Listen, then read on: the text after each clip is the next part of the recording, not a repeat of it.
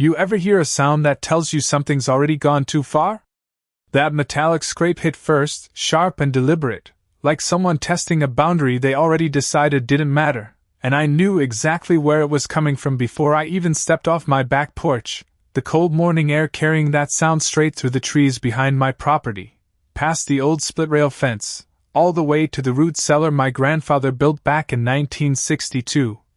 And as my boots pressed into the damp soil, I caught the smell before I saw the scene, that heavy mix of earth and age wood that always lingered around that cellar door, except this time it was mixed with something else, something wrong, something disturbed. And then I saw her, Linda Whitmore, HOA president, standing over my cellar with a crowbar in her hand like she was inspecting something she had every right to touch, her white SUV still idling in my gravel driveway like she planned to be quick about it. Like breaking into someone else's property was just another item on her morning checklist. And I stopped walking right there, about 15 feet out, just watching, because the thing about people like Linda is they don't think they're doing anything wrong, they think they're correcting the world, reshaping it to fit whatever polished version of perfection they've convinced themselves is necessary. And she'd been obsessed with that cellar for months, calling it an eyesore, a hazard, a non-compliant structure that somehow offended her vision of the neighborhood, even though it sat well beyond HOA jurisdiction, even though every document I had said it was protected, older than the subdivision itself, older than her authority. But that never stopped her from trying, and now here she was, pushing that crowbar under the edge of the door, leaning her weight into it until the wood groaned, until the lock gave just enough to let her slip her fingers underneath, and I could hear my grandfather's voice in my head, telling me how he designed that door, how it sealed tight against the elements, how it only opened from the outside once it shut all the way, a simple mechanism, nothing fancy, just solid, reliable,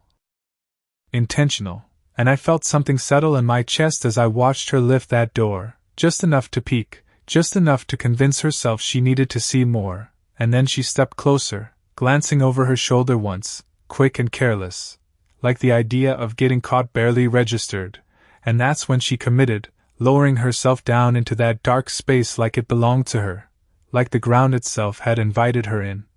One boot disappearing, then the other, her voice echoing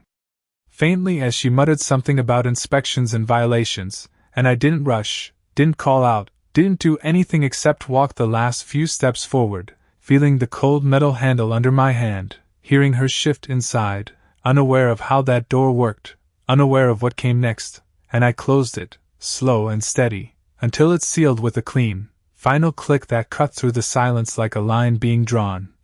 And for a second there was nothing, just the quiet hum of her SUV engine,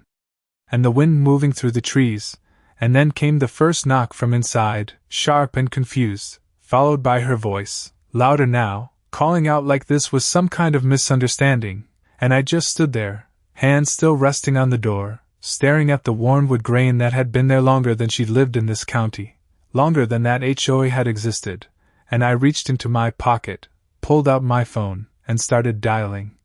Because what Linda didn't know was that cellar wasn't just old, it was designed to keep things in place, and she had just walked herself right into it. The first thing that hit me was how fast her tone changed, that confident edge gone the second she realized the door was not opening back up, the hollow thud of her palm against the wood echoing up through the ground as if the earth itself was carrying the message, and I could hear her shifting inside, boots scraping against packed dirt, breath getting sharper with every second she understood the situation she had put herself in. And I stayed quiet, not out of hesitation, but because silence does something to people like Linda. It forces them to hear themselves, to sit with the reality that control just slipped through their fingers. And that is when her voice came again, louder now, trying to sound authoritative, calling my name like she was still in charge of something, like this was still her inspection, her jurisdiction, her decision, but there was a crack in it, something thin and strained that had not been there before, and I looked out across my property while she talked. Past the tree line where the morning sun was just starting to burn off the fog, past the fence that marked the line she had ignored more times than I could count, and it all felt different now, quieter, steadier, like something had finally shifted back into place, and my phone was still in my hand, call connected, dispatcher asking for details in a calm voice that did not match the tension building just a few feet away under that door, and I gave them everything: address, situation, trespassing in progress, and I made sure to say it clearly. Because words matter when it becomes official, when it moves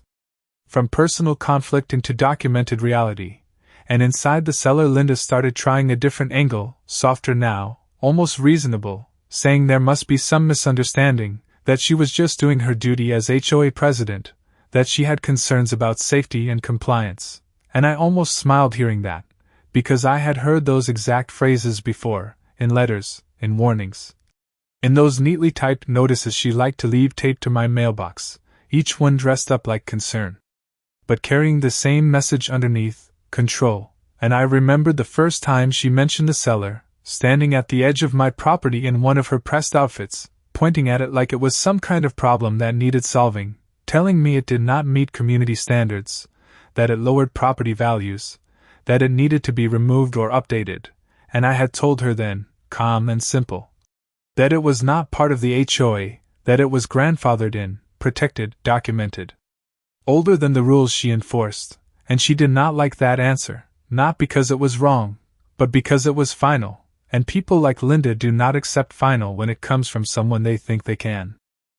override, and that was the moment this all started, not today, not with the crowbar, but months ago, when she decided my property was something she could reshape, and now here she was, under it, quite literally inside something she had tried to erase, and the knocking came again, harder this time, followed by her voice rising, frustration replacing that practiced politeness, demanding I open the door, reminding me of regulations, of consequences, of authority she believed still applied, and I finally spoke, just one sentence, calm and even, telling her the police were on their way, and the silence that followed was different, heavier, like the weight of that reality settled in all at once, and for a moment there was no sound at all, just the distant hum of a truck on the main road and the faint rustle of leaves overhead, and I thought about how many times she had pushed, how many lines she had crossed thinking nothing would stop her. How many people probably gave in just to avoid the hassle, and I realized this was never about the cellar itself, it was about boundaries, about someone deciding they could step over them without consequence, and now that step had finally gone too far, and somewhere in the distance I heard the first hint of sirens, faint but unmistakable, cutting through the quiet morning like a signal that this was no longer just between me and her, this was something bigger now. Something recorded, something that would not be explained away with a smile. And a clipboard, and I stayed right where I was, hand resting on that old wooden door, feeling the solid weight of it beneath my palm, knowing exactly how it worked, knowing exactly why it was built that way, and for the first time since Linda Whitmore showed up in my driveway, I was not reacting to her actions, I was simply letting them play out exactly where they had led her. The sirens grew louder, cutting through the stillness like a line being drawn in real time, and I could feel the shift in the air before the vehicles even came into view, that subtle change when something moves from private tension to public consequence, and inside the cellar Linda heard it too, because the knocking stopped.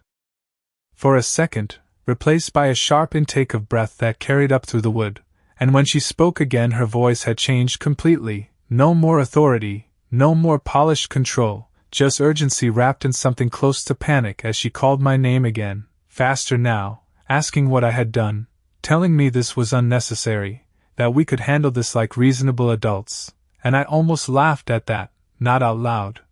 Just in the way my chest tightened for a second, because reasonable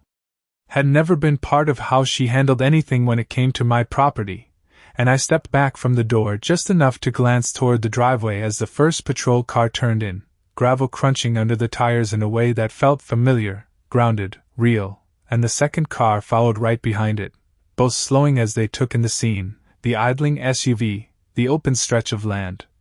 and me standing beside a closed cellar door like it was the most normal thing in the world, and I raised a hand in a simple gesture, not rushed, not dramatic, just steady, and the officers stepped out, one older, one younger, both scanning the area with that calm awareness that comes from experience, and before they could even ask, Linda started shouting from inside, her voice echoing louder now that she knew someone else was there, calling out about being locked in, about authority, about how this was some kind of retaliation. And I saw the quick glance the two officers exchanged, that silent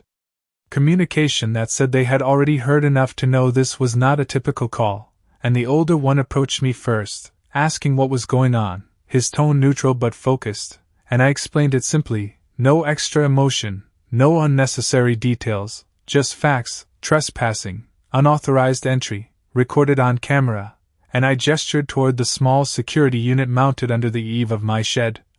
angled perfectly toward the cellar, and his eyes followed the motion, taking it in, processing it.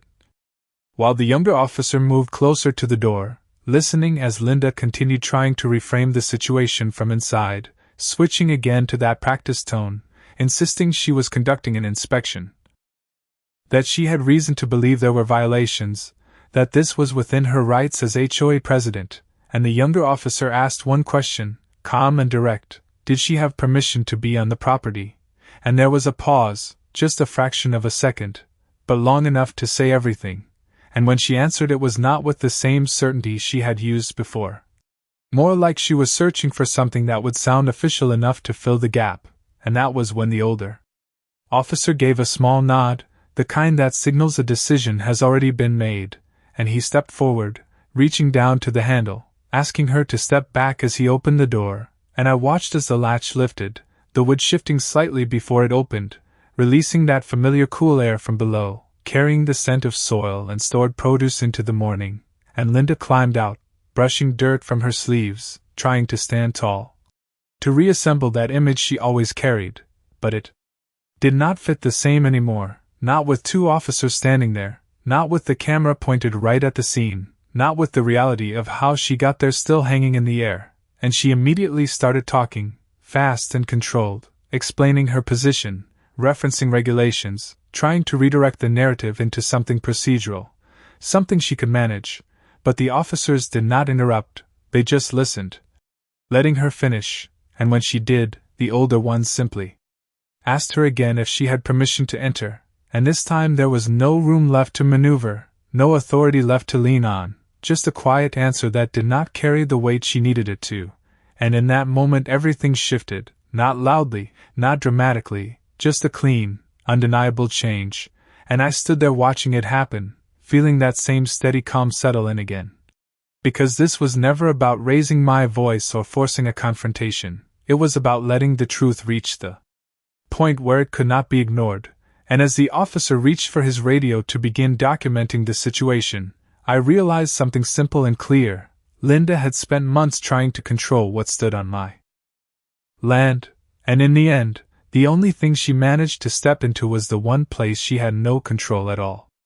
The moment the officer keyed his radio, everything became official in a way Linda could not talk her way out of, that low static crackle filling the air as he relayed the situation in calm, measured words, each one locking the reality of what had just happened into something permanent, and I watched her posture shift again, shoulders tightening,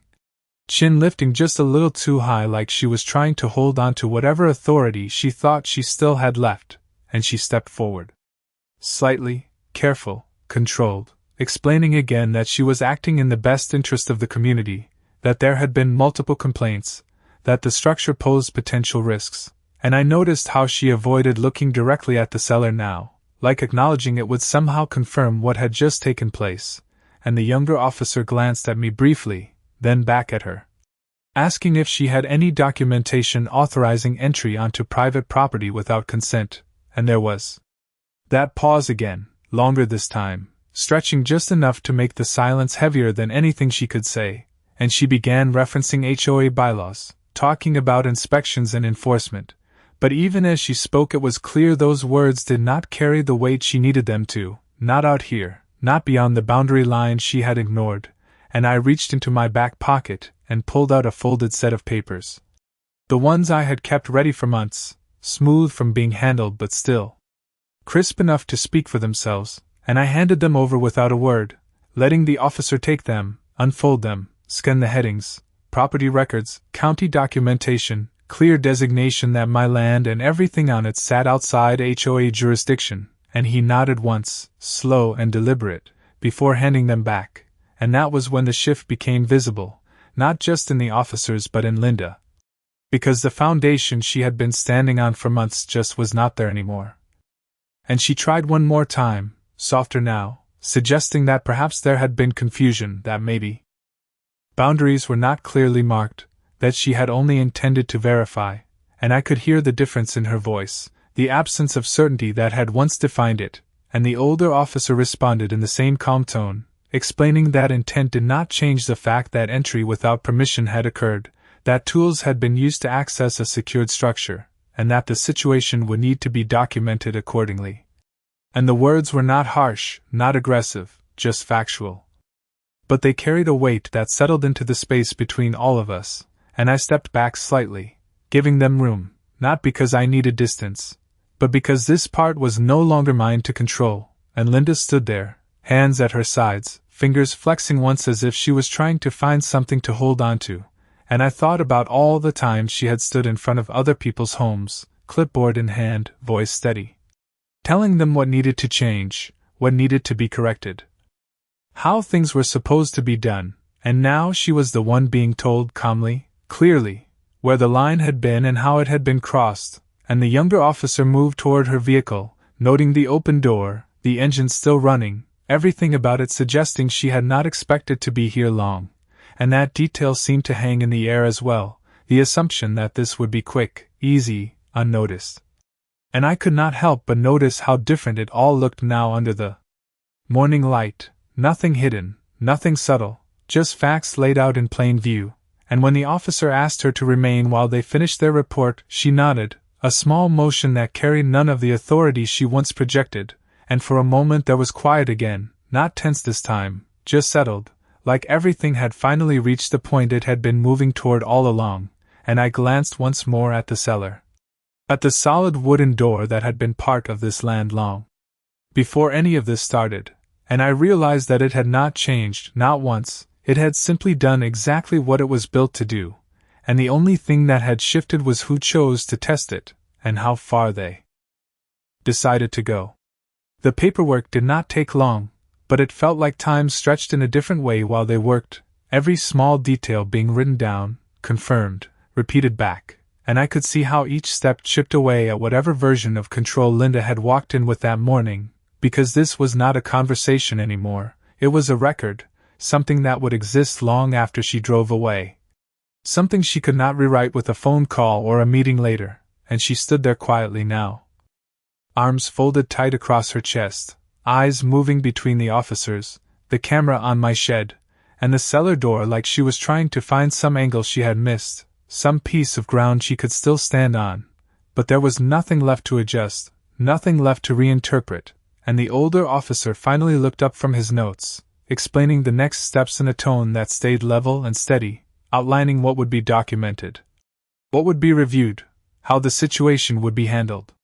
From there, and Linda nodded again, slower this time, her responses shorter, more measured, like she was already calculating how this would look when it reached the rest of the board, when it reached the neighborhood she had spent years managing, and I could almost see the shift in her thinking, not about what had happened, but about how it would be seen, how it would be explained, because that was always her strength, shaping perception,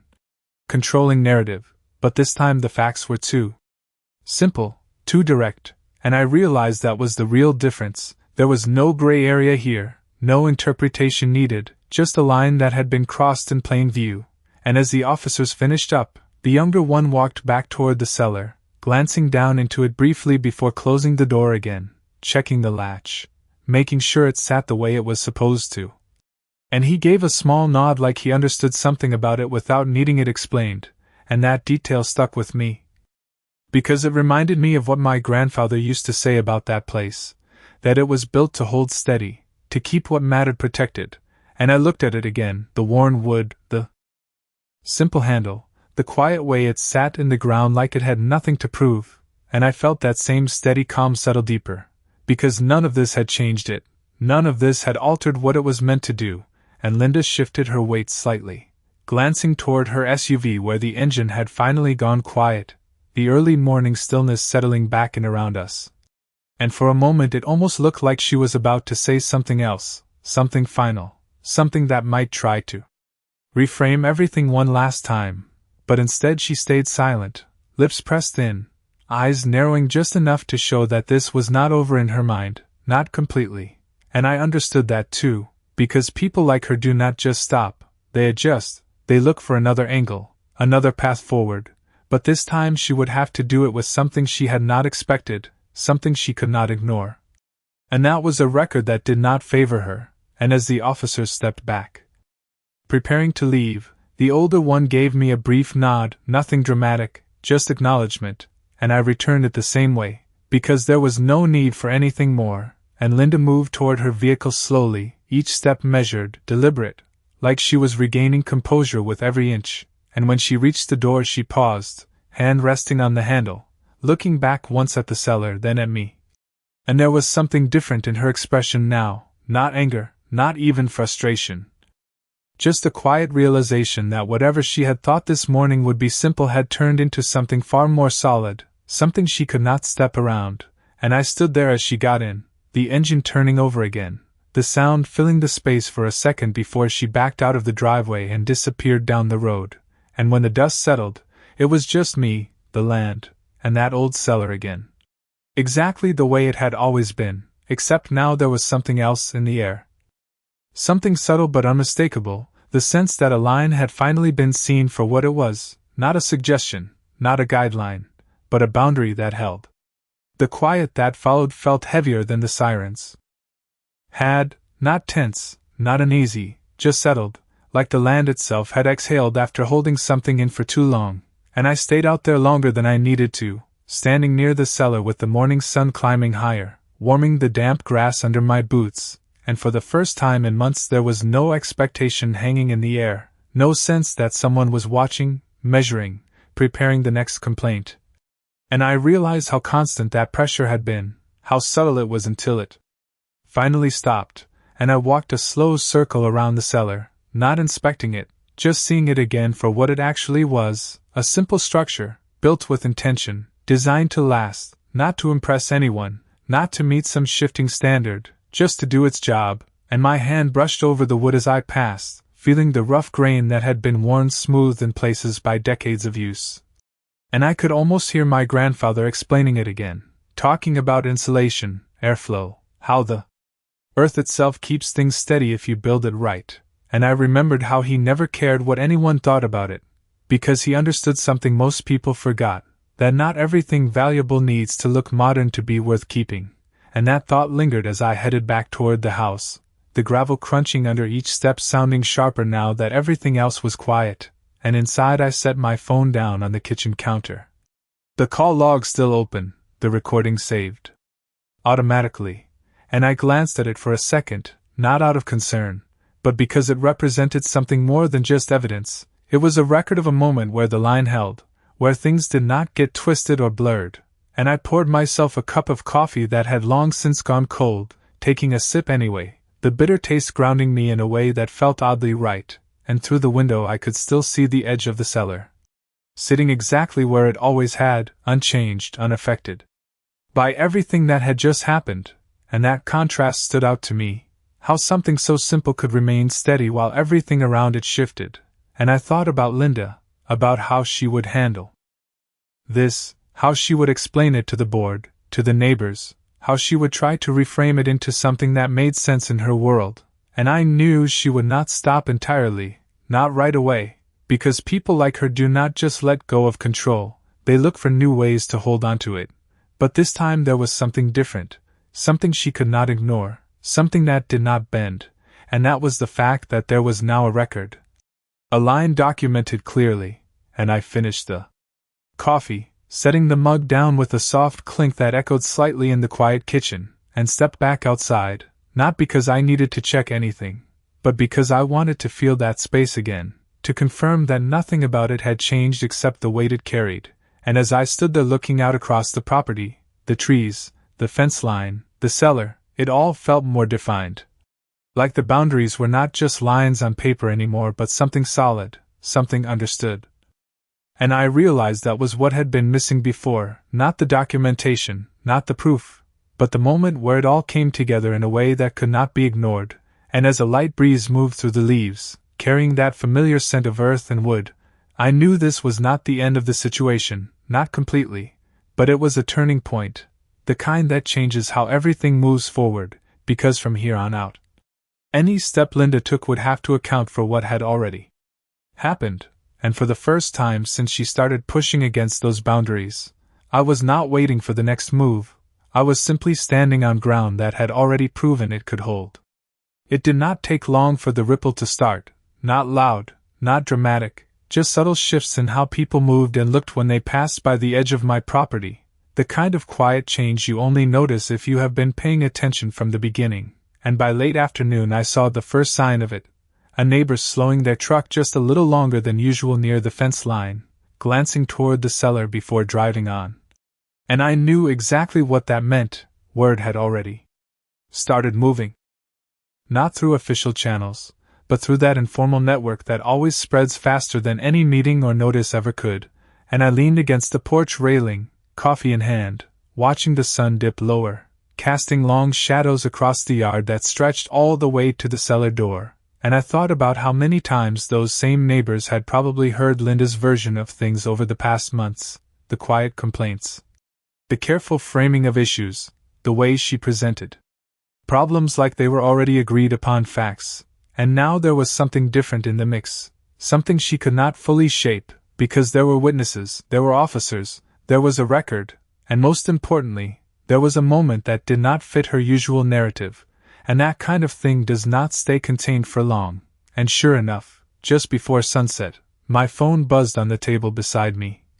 A message from one of the neighbors, short and cautious, asking if everything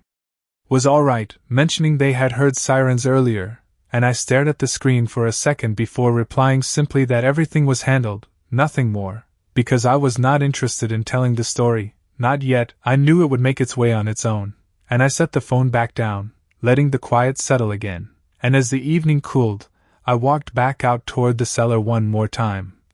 The ground still holding a bit of warmth from the day, the air carrying that familiar scent of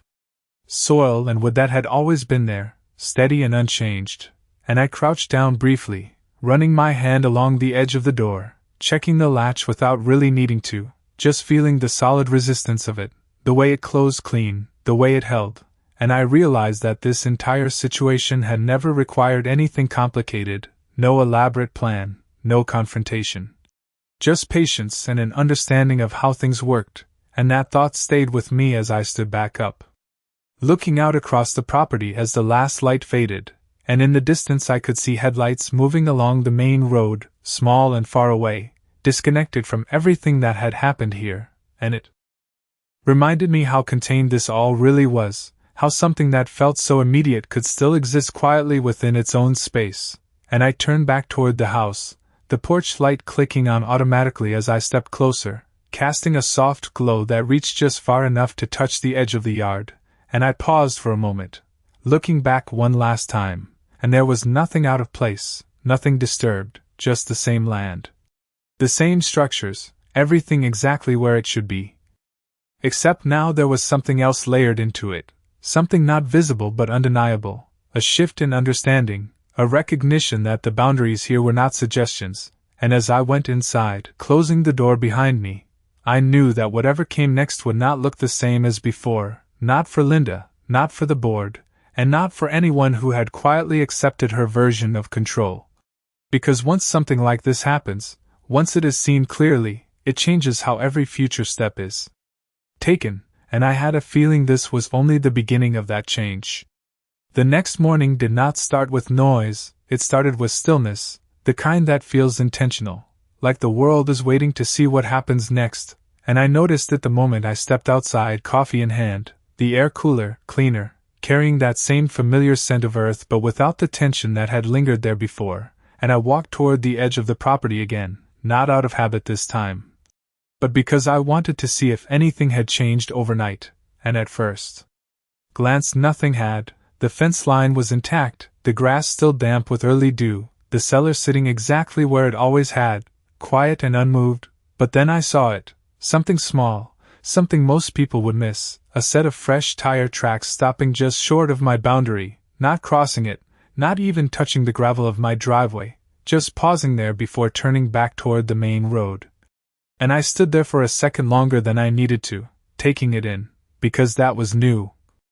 That hesitation, that awareness, and it told me more than any conversation could have, because it meant the line had been seen, not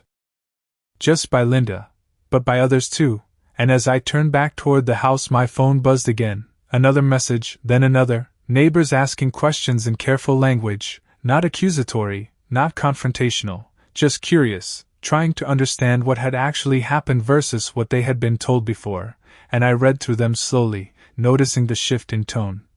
The absence of certainty that used to define how people talked about HOA issues, and I replied the same way I had the night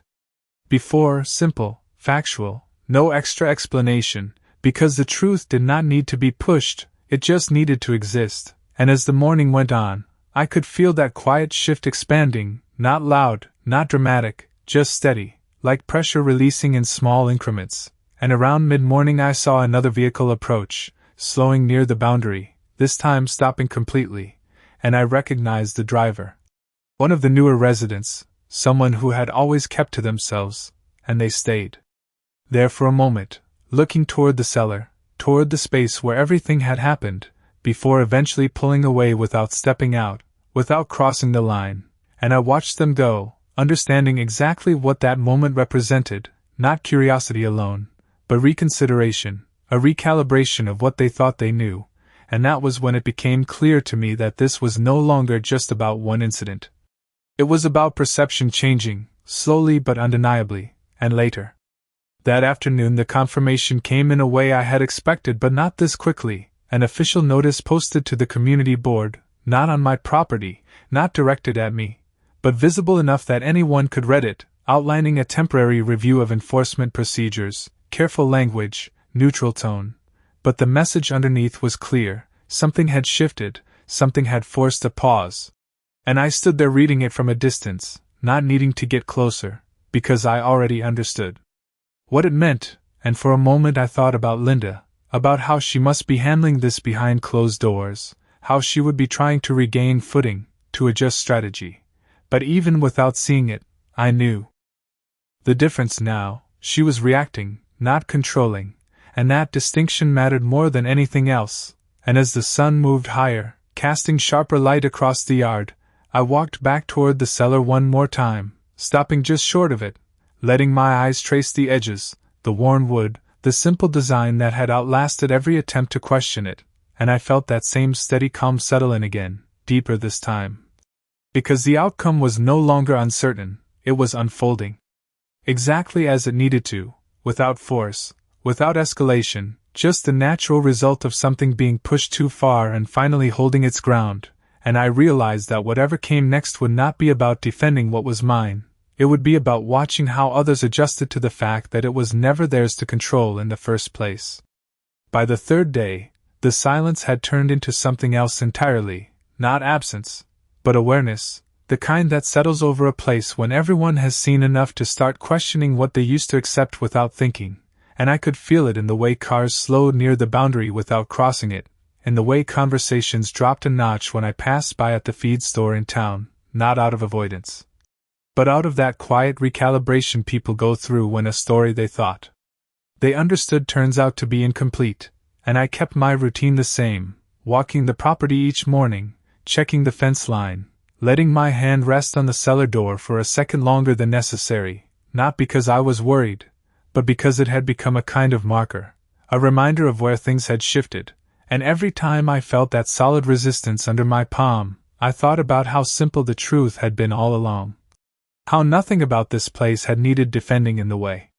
Linda believed. It had just needed to hold long enough for the truth to surface on its own, and late that afternoon, the final piece of it arrived, not with sirens, not with confrontation, but with something quieter, more permanent, a certified envelope left in my mailbox, the kind you do not ignore, and I carried it back to the porch, the paper stiff between my fingers, the weight of it more about what it represented than what it contained, and when I opened it, the language was exactly what I expected, formal, measured, outlining the outcome of an internal review, confirming that enforcement authority had been exceeded, that corrective actions were being taken, that future procedures would be adjusted to ensure compliance with property boundaries, and I read it once. Then again, not because I needed to, but because it marked the end of